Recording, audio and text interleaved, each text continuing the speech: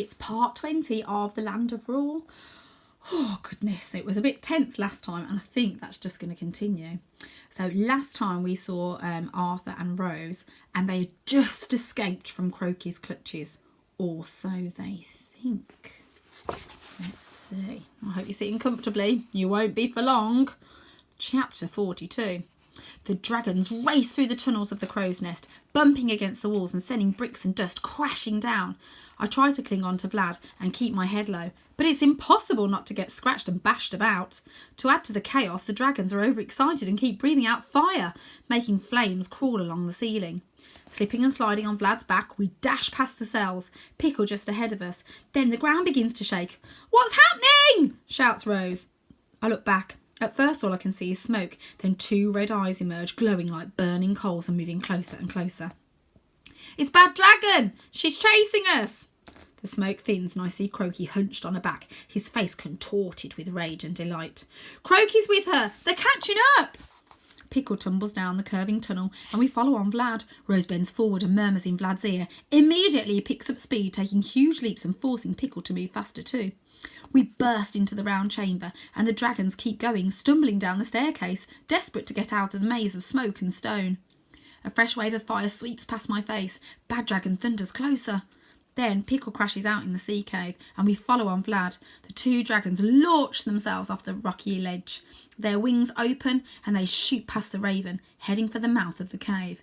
Vlad is flying so close to the sea that waves splash against my scorched feet. This time the dragons don't need to be told. They tilt onto their sides and fly straight out of the cave. I'm hit by blinding light and fresh air. I take huge, deep breaths trying to soothe my burning lungs. Up ahead, wind punches the air and Grandad lifts his face to the sky and smiles. The dragons seemed just as happy. They toss their heads about in the ecstasy, snapping in the air and stretching out their wings. But our freedom is short-lived. A rumbling growl tells me that Bad Dragon is still behind us, and when I look back, I see that she's gaining on us, and fast. Croaky said he could fly again, but he could never fly as fast as Bad Dragon. Her wings are enormous, and after being kept in that pit, it looks like she's got energy to burn. She soars towards us, and Croaky is a huddle of black feathers perched on her back. "Rose, we've got to go faster!" She urges Vlad on, and as he rises higher above the crow's nest, I catch a glimpse of the Lost Girls storming the ramparts. I know they've nearly won because the Scarecrows aren't a pack anymore. They're on their own, fleeing in ones and twos and disintegrating into piles of straw as the Lost Girls throw themselves at them. Then one of the girls spots us and she must say something because suddenly they're all looking up, pointing and waving. I don't wave back. This isn't over yet. Vlad shoots straight over their upturned faces, heading back towards land.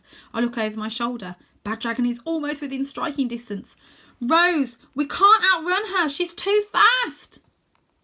"Then we get Grandad to safety." She edges Vlad alongside Pickle and the dragons fly side by side.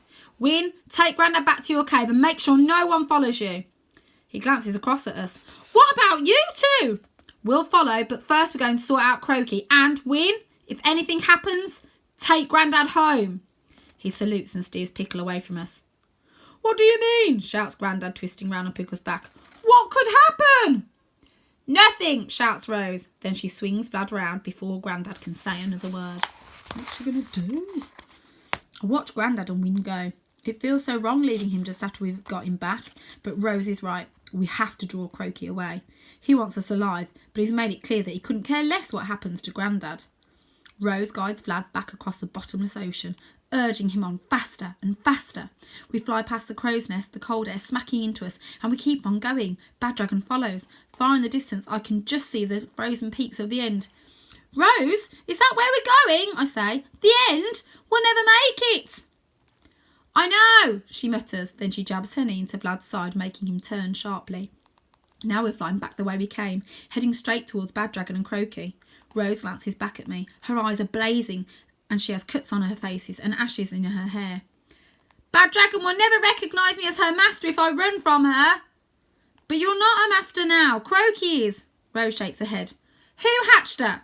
Who trained her? Who taught her how to throw fire? Me."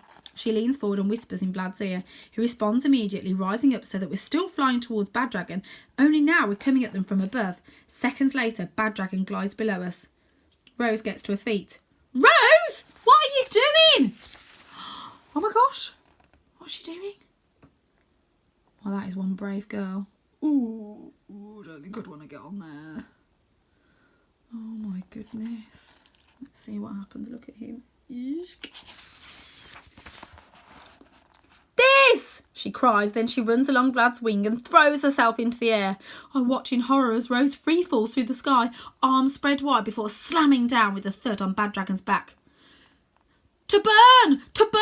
I yell, digging my knee into Vlad's side. As the dragon turns, I keep my eyes glued on Rose. She's getting to her feet and Croaky is approaching her.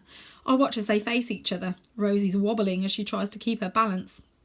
Croaky is strong and sure-footed. He takes a swipe and she ducks, but then he lunges, grabs her by the shoulders and tosses her to one side like she's a piece of rubbish.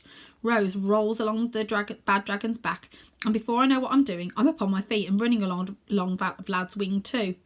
Leave my sister alone! I scream as I jump and plunge through the sky. Oh. Chapter 43.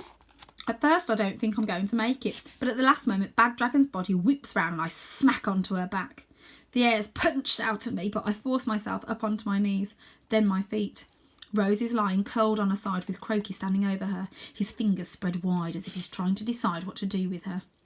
With a yell, I charge and Croaky looks up just as I slam into him. He staggers back, then finds his feet and knocks me back like a fly. But I'm not about to give up. He might be stronger than me, but I'm angrier. No one hits a trout and gets away with it. I run at him again, only this time I go low and manage to throw him off balance. He grabs hold of my t-shirt and we tumble across Bad Dragon's back and along her wing. We throw wild punches and kicks. Straw bursts from Croaky and the dragon's hot, rough scales graze my skin. I slip and almost fall, and that's when I look down and see that the raven is following us. Like a shadow, she chases after us. Her leathery sails unfurled and a crew of scarecrows scurrying across the deck. Bad Dragon twists ahead and snaps at me and Croaky. We roll in different directions, only I go too far and almost slide down the side of her stomach. I stop myself from falling by grabbing hold of a spike and I dangle there for a moment, kicking the air before I find the strength to pull myself up. That's when I see that Croaky has given up on me and he's creeping towards Rose. She's whispering in Bad Dragon's ear. She doesn't even know he's behind her. Croaky lifts his hands above her head. No! I jump to my feet, run forward and throw my whole body at Croaky, wrapping my hands around his face. In one smooth movement, we flip sideways and tumble off Bad Dragon's neck, falling down towards the bottomless ocean. For a few seconds, we're locked together as Croaky tries to prise my fingers off his face. And I refuse to let go. Then he stops fighting and opens his wings and starts to fly. He takes me up in the air with him, his whole body trembling with each flap of his wings, the seams on his neck bulging. That's the problem with you, Arthur Trout, he hisses. I need you, but you drag me down. Then his teeth sink into my hand and pain shoots through my body. My fingers start to slip from his face.